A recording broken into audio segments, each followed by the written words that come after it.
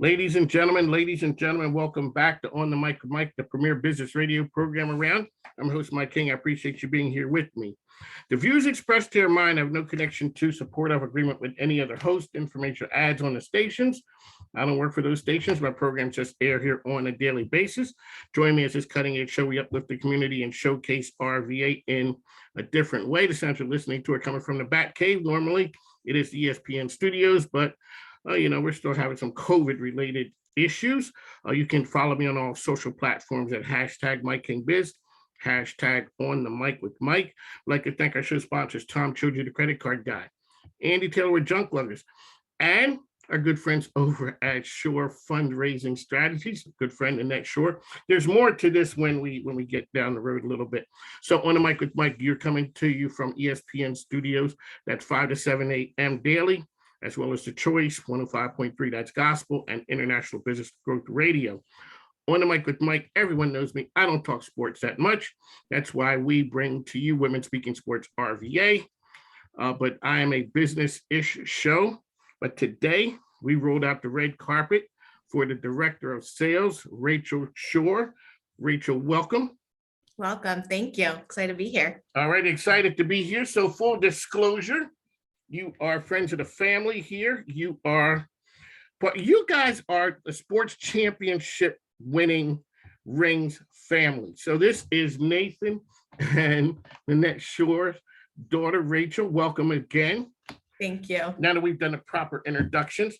So, okay, tell folks who you are, and then we got to dive into a little bit about your family with the sports history and the rings, because, you guys are turning into like a dynasty of ring winners. Well, hopefully somewhat of a dynasty, but right now we only have two. I think 3 is a dynasty, right? Okay. So maybe one of these seasons coming up, we'll get another one. One more. Okay, so give our listeners an idea of your journey and how you end up with the New York Islanders. Yeah, absolutely. So I went to school for sports management. Honestly, had no idea that was even a profession, but I was at a baseball game with my dad actually talking about, what I could do post-college. And this was in high school when I was trying to figure out even what I wanted to study in school. And so I studied sports management, got a lot of experience, but really ended up loving sales, because within sales, I'm really bringing joy to people, and whether they have entered our building before or they have not entered our building, I'm able to make or break their experience or change their experience. And so with sales, I'm able to really, kind of be in the community within a revenue generating side of things. So from when I was in school, I was able to intern for a collegiate wood bat team, a few professional teams, but I started as an inside sales rep for the St. Louis Cardinals, was there for a year, then moved over to the Boston Red Sox in a sales role, but ended up overseeing their inside sales program, and was with them for 6 years. And then moved over to the Islanders and have been with them for 3 seasons. So all within management with the Islanders, but overseeing our plans, our group tickets, and our season tickets, and anything sort of sales related I oversee. So from the female perspective, as you're going along on your journey, how many other females do you see in your travels? From a sales side of things, it's very few and far between. I think in my inside sales class, so that's the entry-level sales position that most teams have.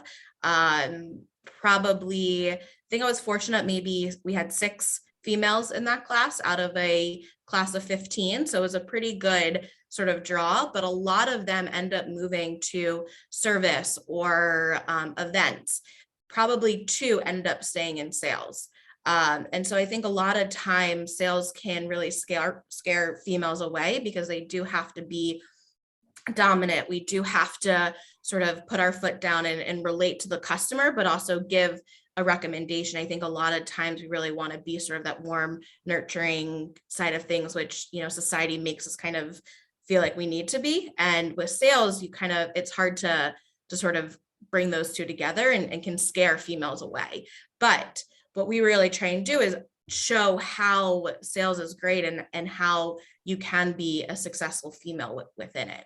But it's really hard as you kind of get, at least on the sports side of things, I've seen women may start in the entry level position, but end up moving to different avenues within the industry after their first year to 2 years. Well, I guess one of the things that happens is that, and that sales across the board, is there's clearly a dominant attitude that has to go with sales. It's a scorecard at the end of the day, just like the game, where some of the other service industries are kind of, it's not as clear cut as it is from a sales standpoint. Let's talk about from a sales standpoint, because you guys are out in the community too as well, because that plays a big part. And this is a community business show. Mike King, Rachel Shor is here with us from the New York Islanders. Let's talk about the commitment of sales and the interaction with the community. Yeah, so we're in the community pretty much every day. I mean, I have sales reps talking with youth hockey teams, with fire departments, police departments, charities. And the biggest thing is, how can we bring their sort of organization with the Islanders? For my side of things, I pretty much now primarily oversee our groups department, and it's really easy to bring them simultaneously together, because when you're putting a group outing, the game itself, whether it's a hockey game or a baseball game or football game, is really just an added bonus. The biggest thing is getting them out, doing something outside of what they normally are doing, and getting people together to socialize, or even come together and sort of, for our first responders, enjoy a night out where they're not thinking about sort of the hard stuff that they have to do on a day-to-day basis. And so even with our youth hockey team, it's how can we switch things up? So we'll have teams come play on the ice for 2 to 3 minutes in between intermissions. We'll run our ice post game, so teams can rent the ice for an hour. And it's how can you feel like you're a part of our team and we're a part of your community, and how can we bring those together? So the biggest thing is like, hey, come out to an Islanders game and enjoy just hanging out and being together, and hopefully seeing the team win. Right. Okay. Mike King, Rachel Shor is here with us. You're in a crowded New York sports market. The Islanders are out on the island, but you've always had, and even when I lived in New York, you've always had your own identity. It was like, the New York Daily News was sort of the Islanders paper. And that's where you kind of ruled out there. How do you, as the sales director, find your place in that crowded market so that you're able to get market share of not just the revenue dollars, but also the feelings and love and attention?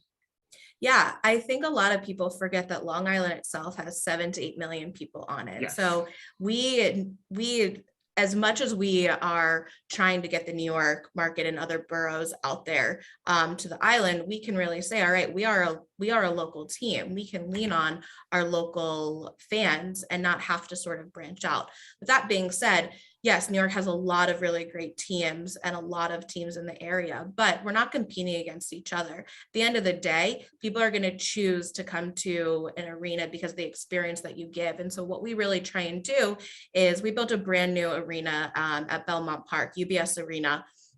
And our biggest thing was, how can we bring the best of all of New York? So we took areas like Grand Central and areas from the different parks and landmarks all of New York, and brought them into the arena. Like when you walk in, our Great Hall honestly looks like you're walking into Grand Central, because we really want to say we are New York's team, even though we're on the island. And so the biggest thing that we're trying to do is just give a really great experience, so people will want to come to us, whether they're a Rangers fan or Devils fan, or maybe a Lightning fan because they are living up here and they're from Tampa. But the biggest thing is not competing with each other, just trying to bring people into the family of hockey and showing them a great experience, so they're going to come in and enjoy themselves time in and time again. One of Mike ESPN Richmond is part of the Mike King Biz Radio Network, which is ESPN Richmond 106.1, 5 to 7 a.m.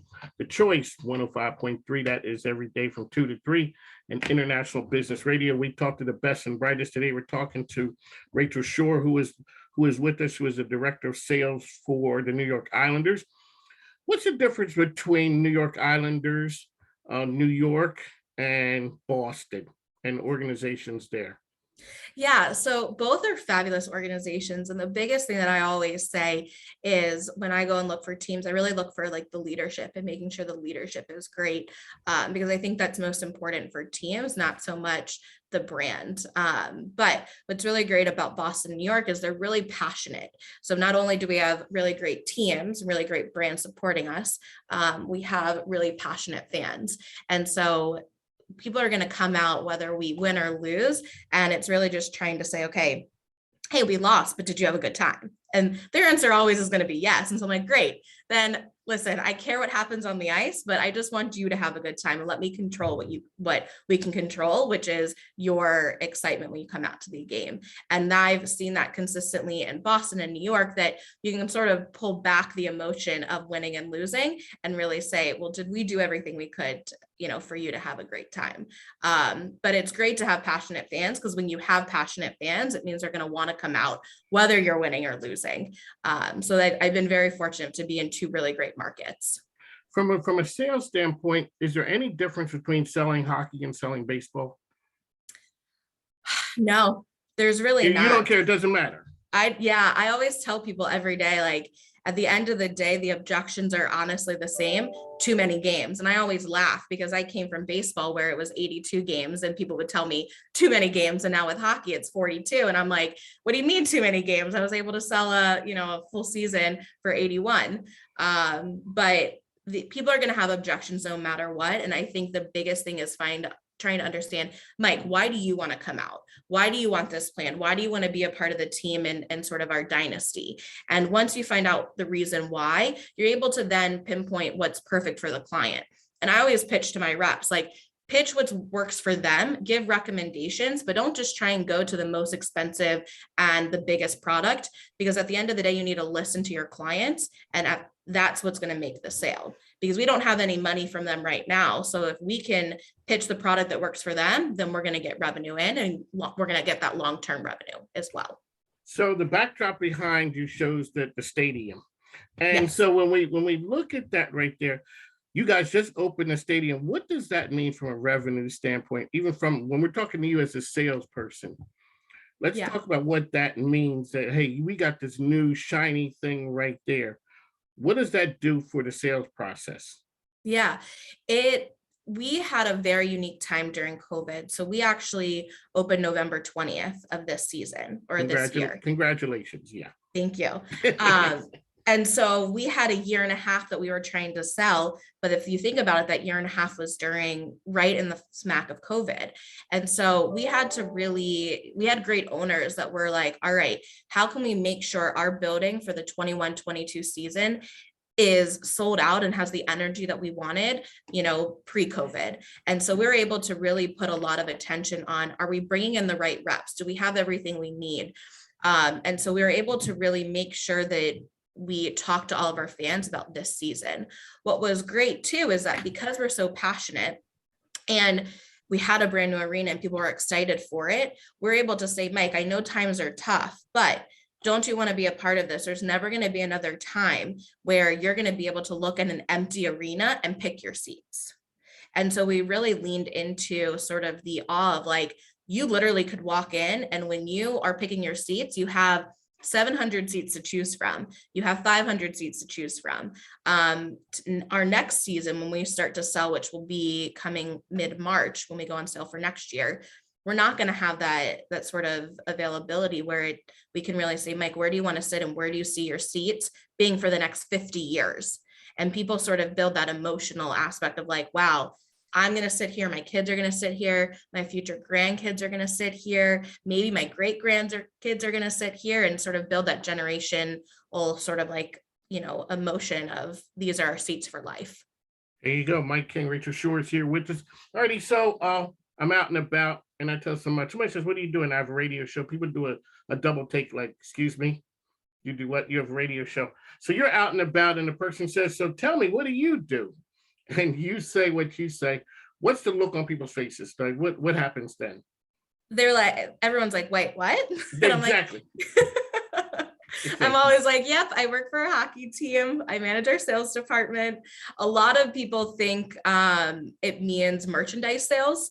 So I tend to sort of elaborate and say oversee our ticket sales department, which is season tickets, plans, and groups. So anything having to do with a fan entering the building, from a ticketing side of thing, it typically runs through my wheelhouse.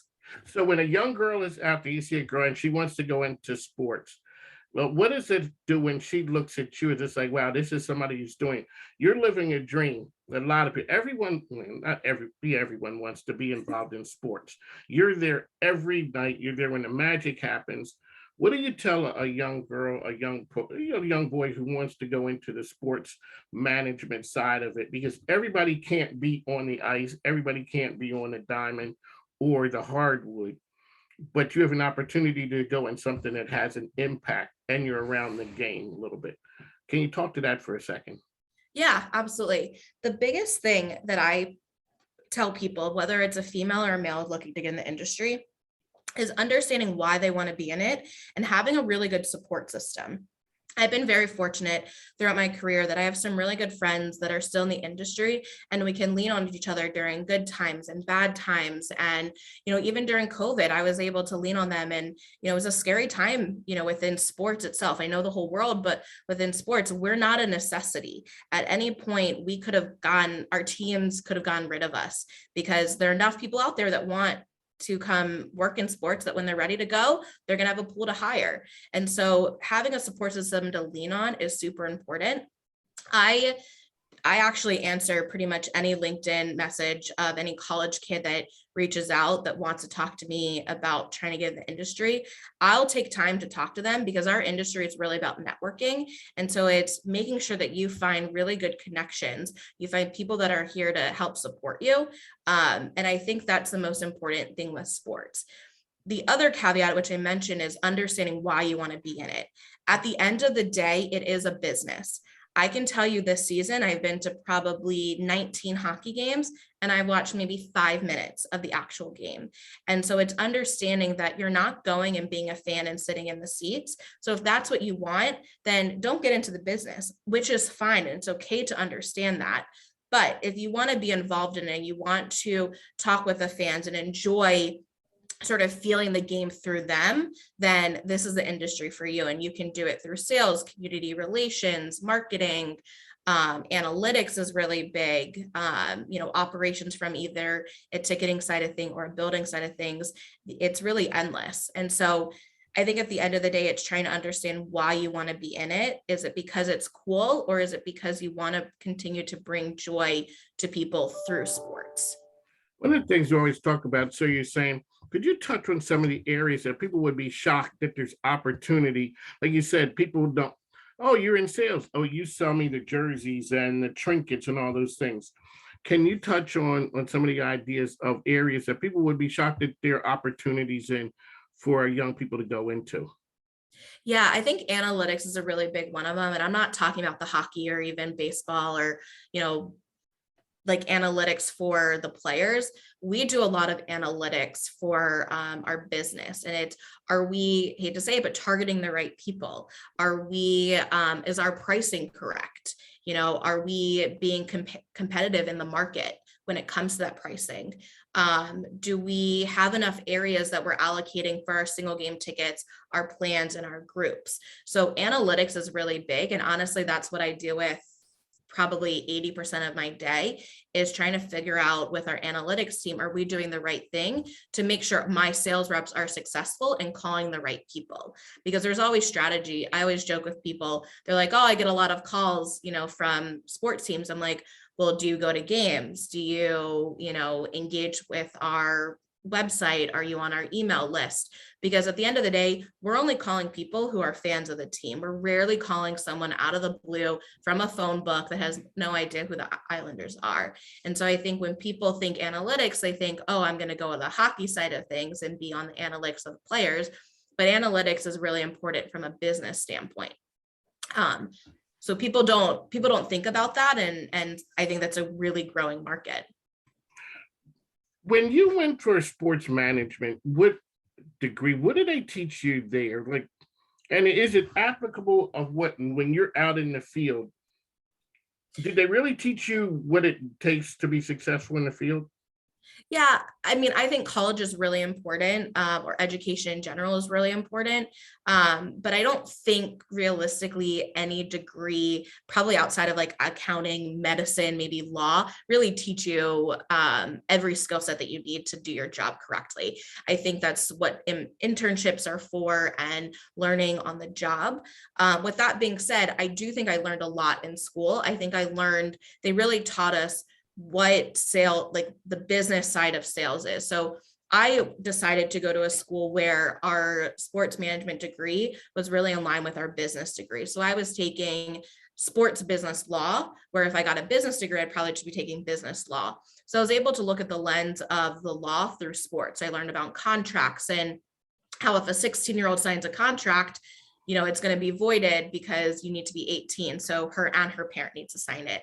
And that does help, knowing that I now deal with contracts of anyone who steps on the ice from our Mites on Ice program or our post-game skate, they need to sign a contract. So if they're under 18, we got to have their parents sign it, because if something happened and they sued us, their parents signed this waiver as well. So I, again, decided to really look at, or like schools that focus on business, but with a sports twist to it. And which school did you go to? University of Tampa. Okay, and so they are known in the industry as a school that for sports management is one of the top ones. Yeah, they have a really great sports management program. They're on the smaller side, or medium to small side. It's about 10,000 students, I think, now down in Tampa. But they have a really thriving sports management program.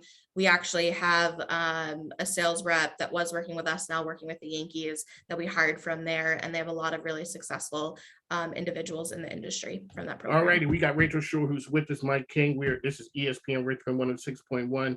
Mike King Biz is on the mic with Mike. All right, Rachel, person is getting out of college. They're trying to open the door. What's the first step that they need to do to get into the sports management side? What are the steps that a person can take? Yeah, absolutely. So I think our industry is really small. So trying to understand, what you want to do in the industry. If you want to be in sales, reach out to executives on the sales side of things of sports, learn their stories, learn how they got their start, and then don't be afraid to start at the bottom. You don't need to say, I want to go. Listen, I'm very fortunate. I love that I work for the New York Islanders, but that doesn't need to be your first stop, because most people in the industry don't stay with the organization that they started with. I have been with the St. Louis Cardinals, the Boston Red Sox, the New York Islanders. All of those places are really great, but sometimes in order to move up, you have to be open to move around. So be open to, moving to a city where you don't know someone, taking a position, potentially with a minor league team to get that experience. Because once your foot's in the door, you can easily move around if you have a great name for yourself. Every position that I've gotten after my first role with the St. Louis Cardinals, I've gotten recommendations from my managers, or my boss told me about, candidly, my boss told me about the job with the New York Islanders and said, I know you are ready for more. This position's open. I don't want to lose you, but if you are interested, I will make the connection. And so I think that's really weird. It's very different than any other industry that I've seen, where people try and support really good people and keep them in the industry by recommending them if positions are open.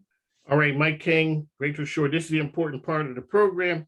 We got to talk about the Shor family championships. Let's go down a little bit of what you guys have done, and really quickly in the past that you guys have taken. All I see are your parents. Shout out to Nathan and Annette Shor. I see you guys at the Red Sox, with rings. The Washington team. I'm from Philly, so there's no real hatred, but we don't win a lot. And so when I see people with rings, I just kind of look over and be like, okay.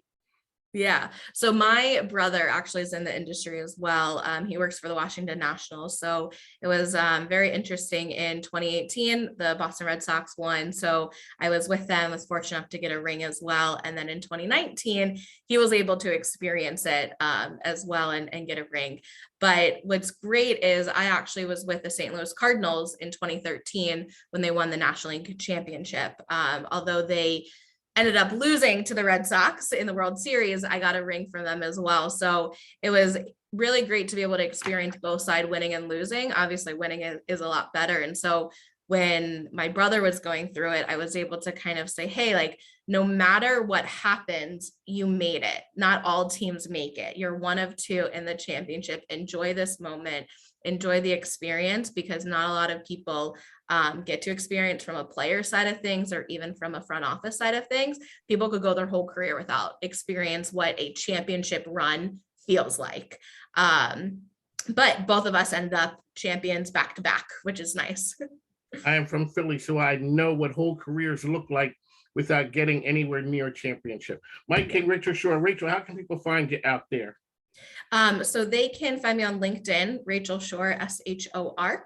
That's probably the best place to get, reach me. All right, Kuz, thanks for taking the time. Shout out to your parents. Always great. Your mom is one who keeps us in check at On the Mic with Mike. She is a taskmaster. Nanette Shor, Nathan Shor out there doing big things. Thanks a lot. Take care. We'll talk to you soon. Thanks now. Thank you, Mike. Thank you. Bye-bye.